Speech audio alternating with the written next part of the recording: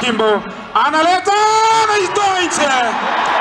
Nashukuru sana, hii tona imekuwa mzuri since tuanze, na tunashukuru gavana wetu kwa kuremember kwanza wasichana kwa football, though tunataka pia watu wa Harambee Starlets wakuje wa showcase, tumeshowcase talent yetu, wakuje wa scout hapa. Tunaweza taka hii ligi iendelee sana, inatuleta pamoja, inatusaidia tusiende kwa vitu zingine mbaya mbaya, inatupatia yani morali ya kucheza ball.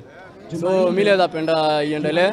Tunashukuru sana gavana wetu kwa kutuletea ligi kama hii, imetusaidia sana. Naweza sema imetusaidia sana na naweza penda iendelee. Watu wa talanta walikuwa hapa, wale ambao walijumuisha wakaingia kwa ile ambayo ni president, wamechukua players 8 kutoka Kirinyaga, and I hope from this team watakuwa wameangalia wakaona ni wagapi wanaweza chukua, watuambie ndio to support our young people to develop their talents.